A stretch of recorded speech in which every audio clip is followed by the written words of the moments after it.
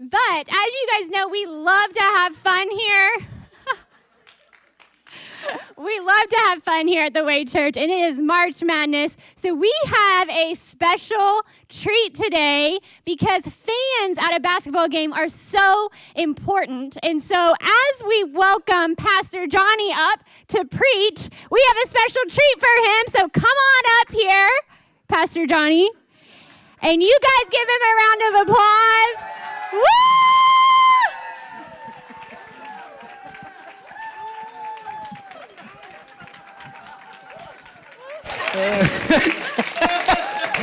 Oh, man. So Johnny had no idea that we had made fat heads of his lovely face. Those aren't fat. Those look really skinny to me. I've been doing CrossFit. Yes, that is a CrossFit face. So, anyways, I know. Listen, I was gone. I was out of town, and this is what you get when you come back. We had meeting without Johnny, so we had a lot of fun. Yeah. So. Listen. So here's the deal. Like, if you think he says something like not good, you pop it up. Anyways, I'm gonna get off the stage now before he kills me. Terrible. So. Good grief. Those are the best looking fat heads I've ever seen. I don't know. Hey, yeah, I don't know. First of all, we've got to address this. Why did everybody boo when she said she wasn't preaching, knowing that I'm coming up? That's rude. That hurts. This is why I go home and cry on Sunday afternoons. But listen, hey, here's the thing. Here's what we desire today that you have to understand. When we get up here and when I speak and when we come to church, our desire is this. Our desire is a heart transplant. To put it in the plainest way that I possibly can, what we want to do is we want to exchange our heart with the heart of God. And we want to take what He desires for our life and we want to implant that into our life and then leave more like Him and less like ourselves. And so we've started a series called March Madness. And last week, listen, I would encourage you, I know it was icy last week, I would encourage you to get online and watch that service and see that message because, listen, it really will. Rest will change your life because a lot of times we view rest in the wrong light. But the bottom line is this. What God desires for us is He desires to give us rest so that we can be at our best and we can finish well. That's what rest is. Rest is the ability for us not to hurt our team, but to finish the game well. And so that's what God's desiring for you. And He's created it for you. And so He's modeled it for you in that after creation, what did He do? He rested.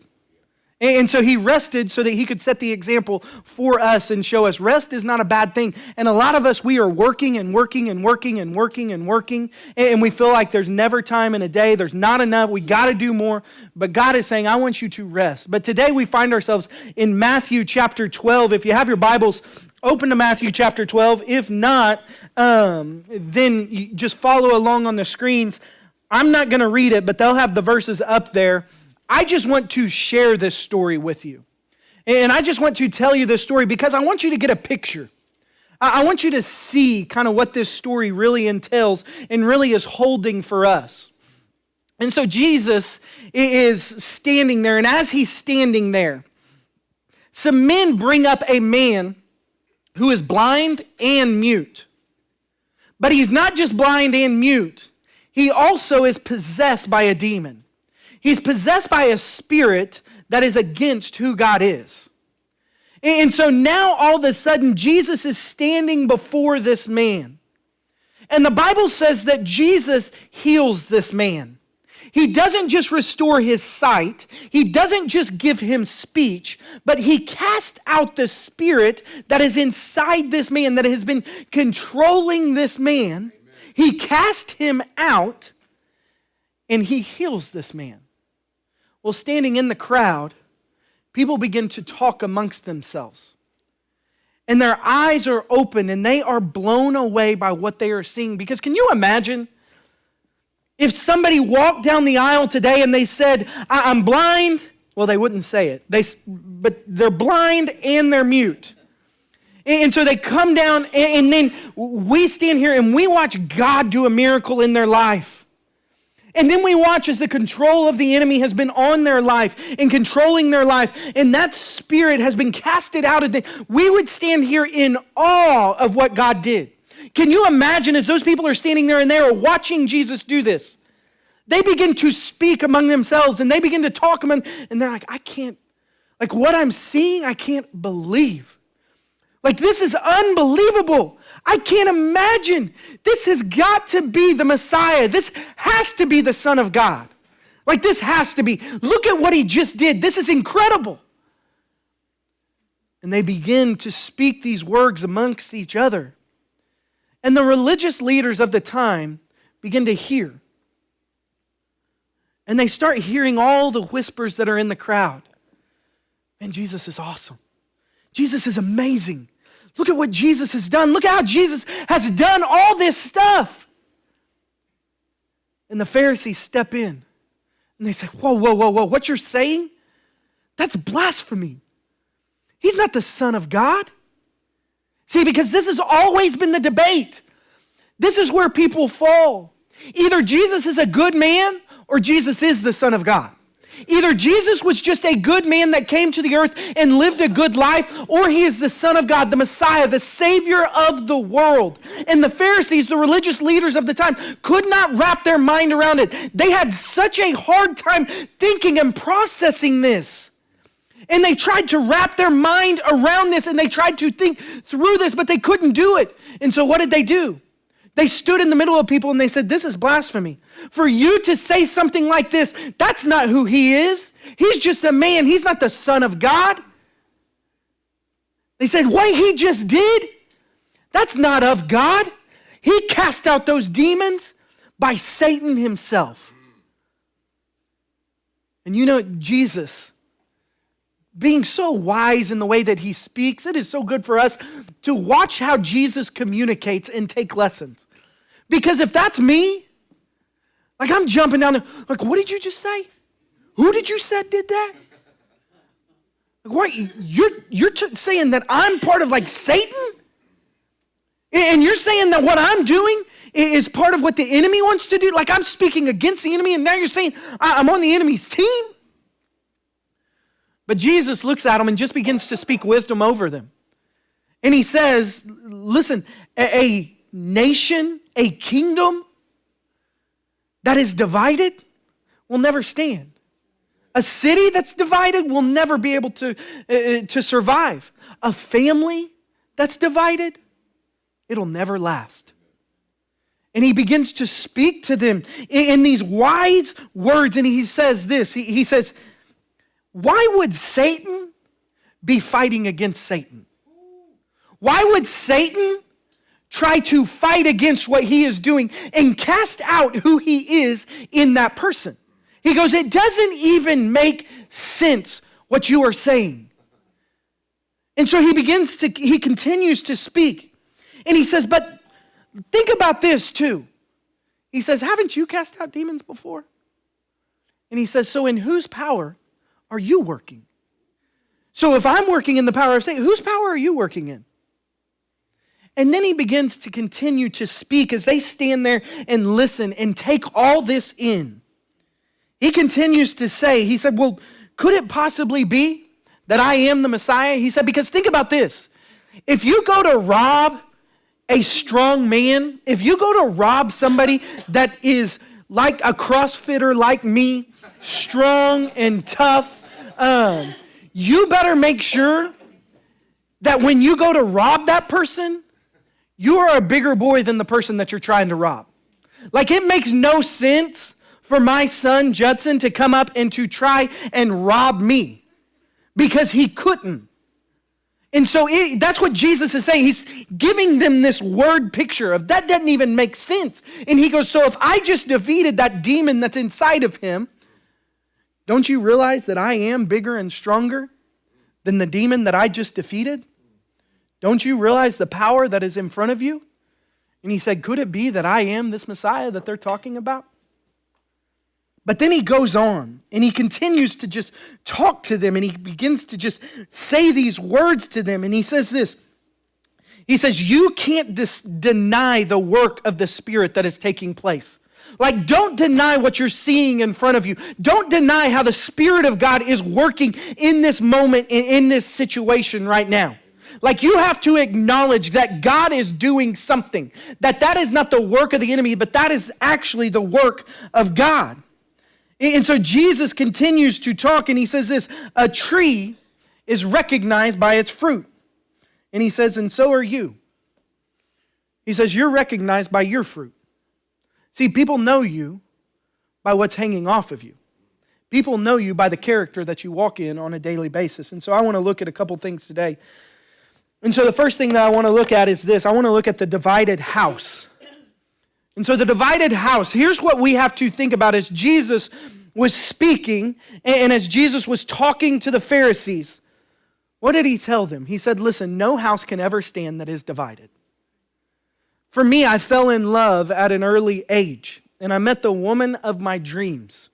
And I thought she was perfect in every single way. And I didn't think there was any way that she could do anything wrong. And I quickly found out that she was very flawed. I did. Because I grew up in God's country. I grew up in the area where you can just sense the Spirit of God working, where you can just feel the presence of God in Norman, Oklahoma, where the Sooners live. See, I grew up loving winning. I grew up loving championships. I grew up knowing that winning does matter. Like, I grew up not just wanting a participation trophy. I can't ever understand that. But there's another school that's what they thrive on, that at least they're in a game. Like, at least they're there. Like, hey, at least we got a team, you know, woo! And so they get these participation trophies and they celebrate that. Well, I realized early on in our relationship, as she walked out of the door, she was wearing colors that did not reflect who God is in her life.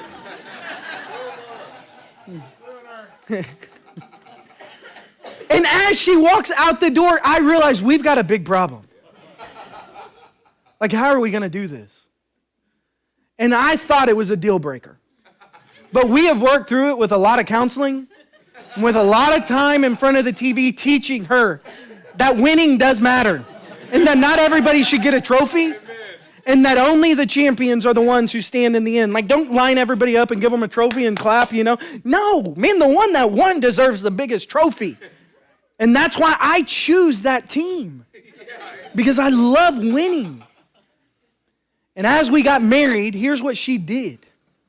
She would then, when OU was playing OSU, she would come out in OSU gear when they were playing OU.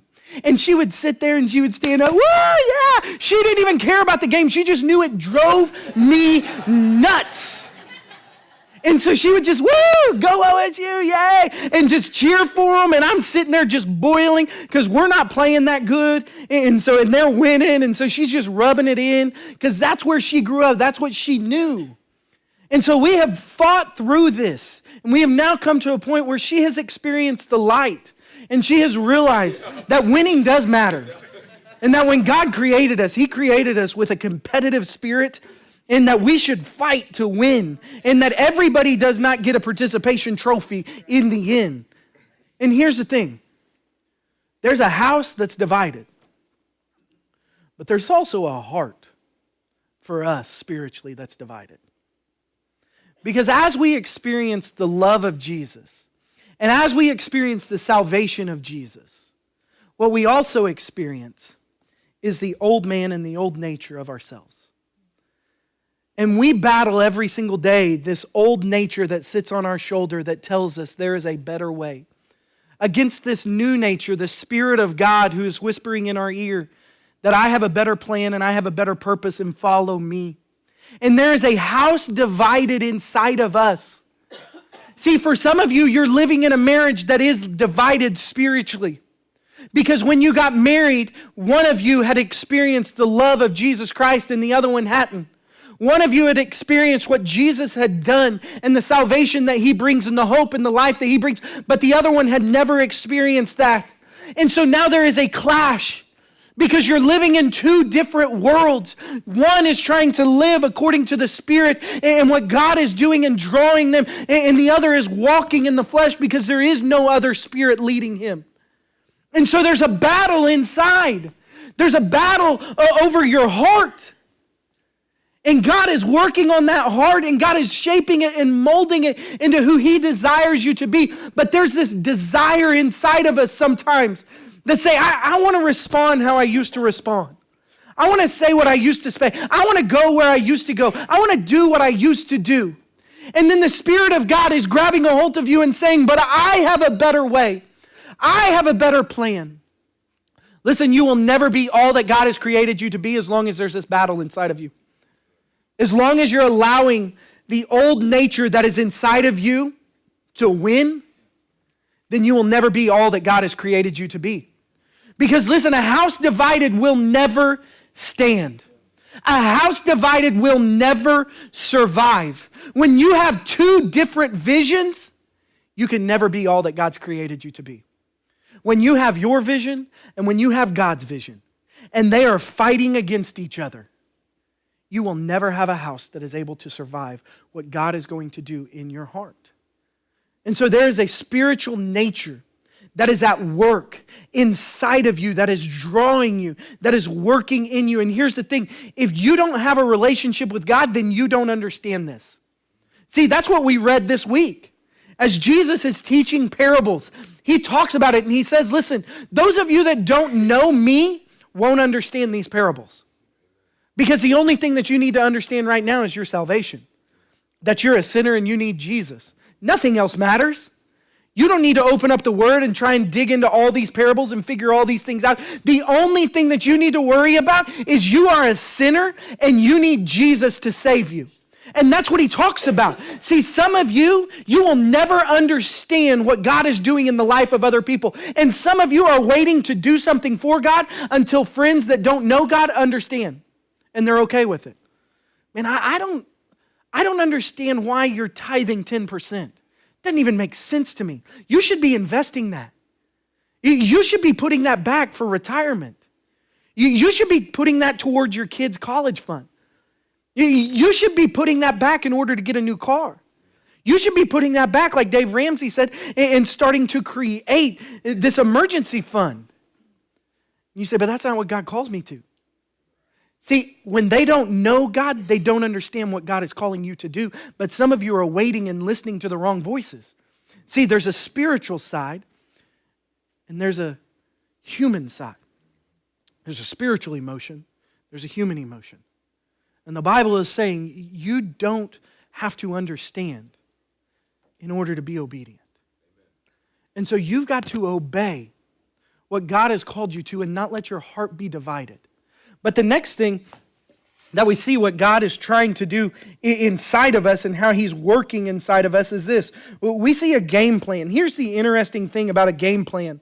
What God is trying to do inside of us and how God is trying to work inside of us is we've got to have the right plan in order to fulfill the right purpose.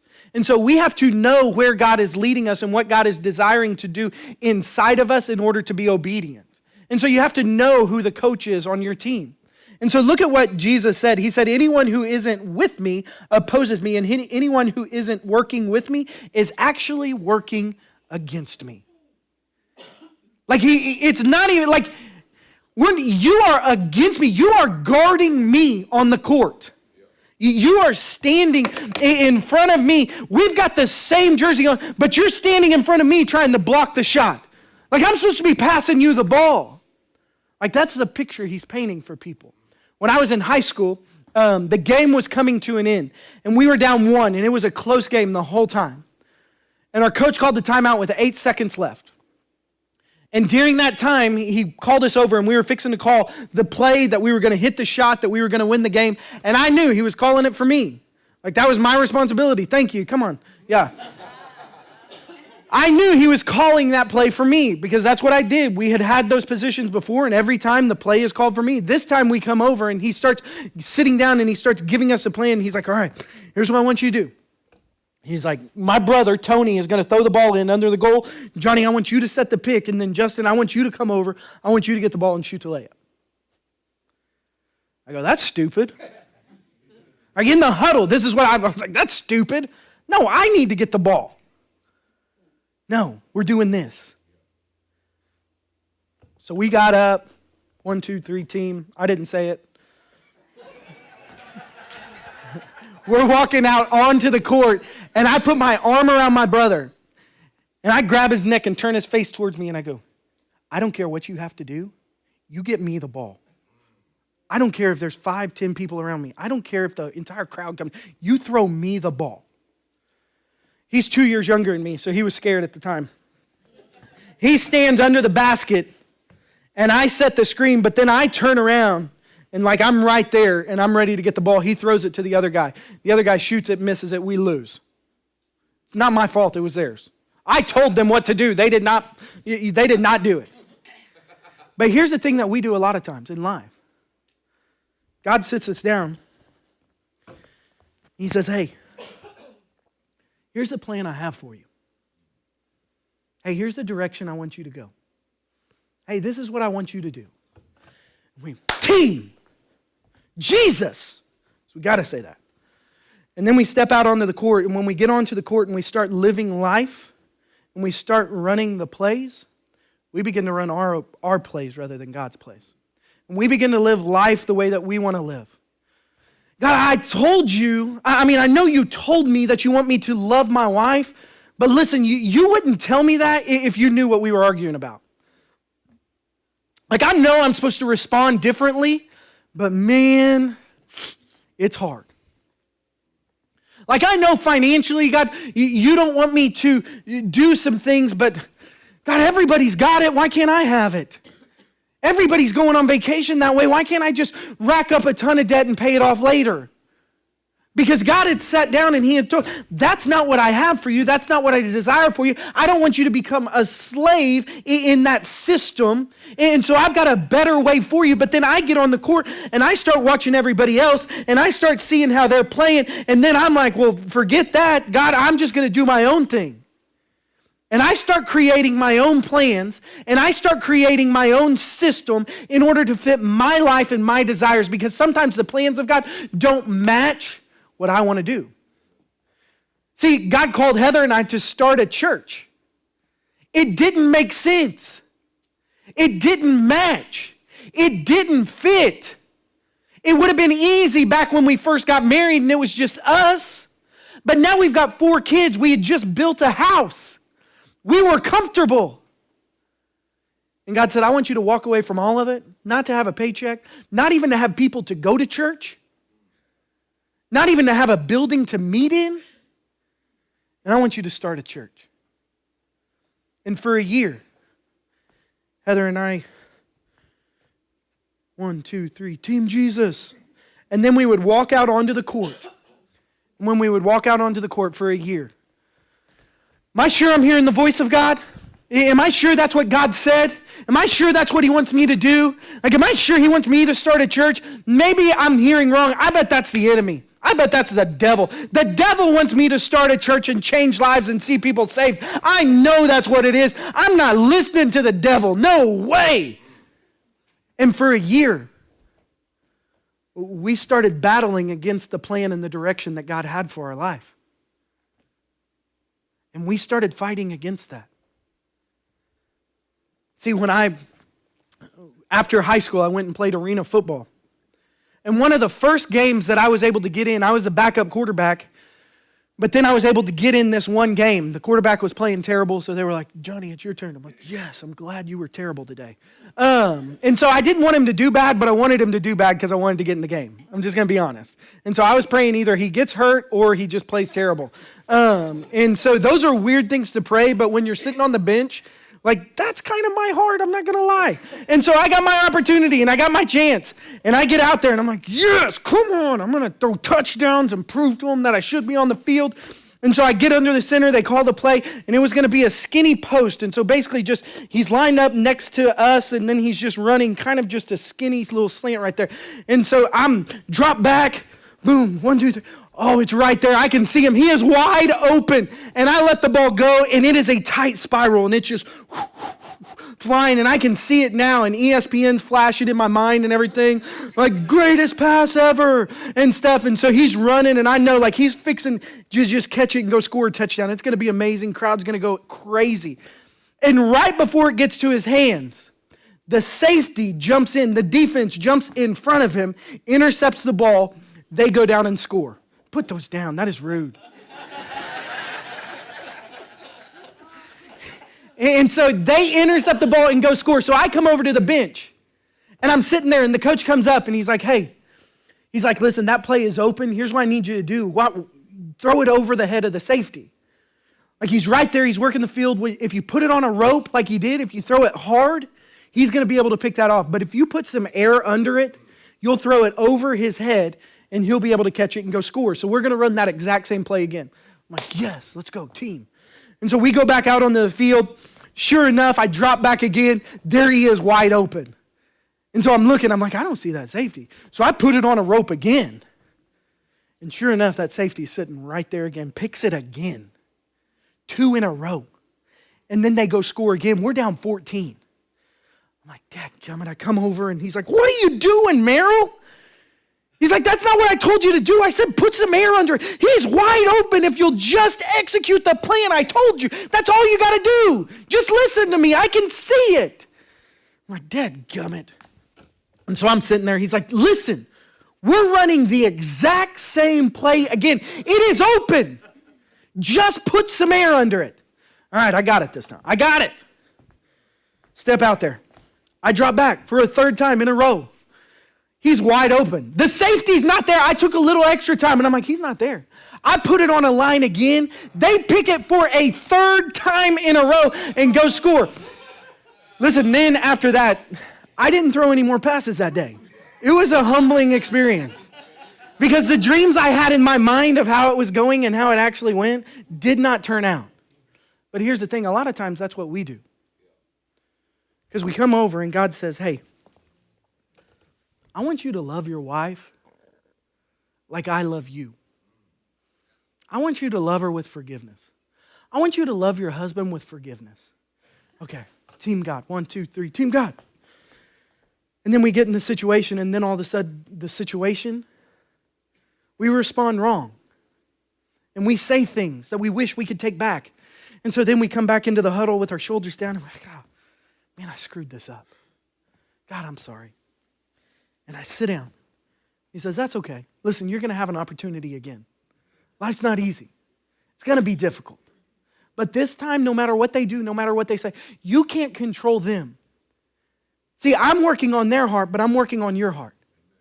And so you can't control them. And so no matter what they do, no matter what they say, no matter how they respond, I want you to respond right. All right. Team God on 3. 1, 2, 3. Team God. That was a good quiet time. It was a good time of prayer. That was a good time of worship. Yes, God, I'm going to follow you. I'm going to be obedient. I'm going to do what you say. And then you step back out onto the field. And then life gets hard. And you respond wrong again. And God says, listen, I have a better plan for you. I have a better direction for your life. But listen, what you have to understand is if you're not for me, then you're against me. Like if you're not putting on my jersey and playing on my team, then what you're actually doing is putting your hands up and trying to block the shots that I'm doing. And so as God continues to try and work in your life, if you don't follow the plans of God, then you're actually working against God. And that brings us to the next thing, which is this, the jersey. See, here's what you have to understand. When Jesus looked at him, he basically said that, he said this, a tree is identified by its fruit. A tree is identified by its fruit. A tree is identified by what comes off of it, by what it produces. See, what you produce is what you're identified by. The jersey you wear is what you're identified by. See, I can say a lot of things, and I can talk a big game, But when I walk out of here, the jersey that I put on in front of my kids is actually who I truly am. Because here's pressure always produces truth. It is easy to be a follower when things are going good. Think about the Warriors. I don't like him. I'm not a Warriors fan. I did not buy this jersey. My mother-in-law did. And here's the thing. My kids were never a Warriors fan until they became good. They never were. Think about it. They even have a LeBron James jersey from the Cavs. If you don't know, LeBron's one of the best basketball players in the NBA, and he was raised in Cleveland, and so he decided to go to Cleveland to bring a championship to the town. And so they were good. Last year they went to the finals. LeBron James took them there. Well, this year LeBron has left the Cavs, and now he's on the Lakers. Guess whose jersey they're not wearing, and guess what team they're not cheering for anymore? The Cavs. Why? Because it's easy when they're good. It's easy when it looks really good on the outside. See, following Jesus is easy until you begin to get pressed on. Until God begins to put you in the fire to shape and to mold you into who He has created you to be. Until God begins to press on you to push out of you what is your desires and what is your focus and what is your selfishness, the old man, so that the Spirit of God can take over in your life and be who who He has created you to be. And so He begins to work on you, and it's easy when everything's going great. But now when you look around, the Cavs are one of the worst teams in the NBA, and nobody's cheering for them. All those fans that used to be Cavalier fans, they're now Laker fans. Why? Because that's what's easy. That's who's winning. That's who's exciting. That's who's fun. See, a lot of times that's the way we view our Christian life. It's easy. It's exciting. It's fun. God's blessing us right now. God's working in us. God's doing some cool things. But as soon as He starts to push down and apply a little pressure, as soon as He starts to reveal what's really inside, He begins to reveal what team we're actually playing for. And He begins to reveal that, no, what you were doing is you were just serving a sexy God because that's what was cool. It looked good online. It looked good to tweet and post and say, I'm at church on Sunday. Yay, post. Selfie, woo, yay. But then when you go home, the jersey that you're actually wearing, the character that you actually have, the obedience that you actually follow with, look nothing like who God is. And then when it starts to get pressed down and God starts to work on you and He starts to develop you and shape you. See, the first thing when you grab clay and you begin to make something beautiful, the process first is to push and to lay it out and to press all of the bubbles, to press all of the impurity and get it as flat and as perfect as you possibly can. And then you begin to shape it into whatever you desire to shape it into. See, and so it's in that pressure that the impurities are revealed. It's in that pressure that character is revealed. It's in that pressure that the team that you're actually on is revealed. See, Jesus looked at these Pharisees and He said this. He said, here's the thing, guys. It's my life and my character that reveals who I'm following. See, it's my fruit that I'm producing. I'm not worried that everybody's going to think that what I just did came from the enemy. Because you can actually look at my life and you can see the fruit of who I am. And when you press into me, you see my heavenly Father. And so I don't mind because my fruit reveals who I am.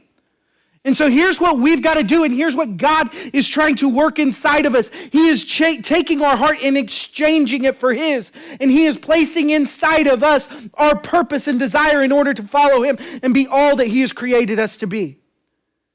And so as you step onto the court, we're not playing defense of who God is. We're not trying to block the plans that God has for our life. We are surrendering and recognizing, I'm not the coach. I'm not the one in charge. I'm not the one that is leading my life.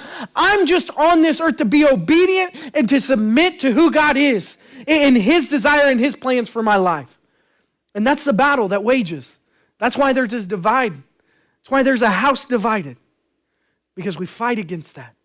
We fight against the full exchange of our heart. We fight against saying, God, here is everything. Most of the time we say, God, here is most, not all. And that most, those little areas that we refuse to give God, begin to fight back against what God is doing. God desires to change your heart. Would you let Him today? Will you pray with me?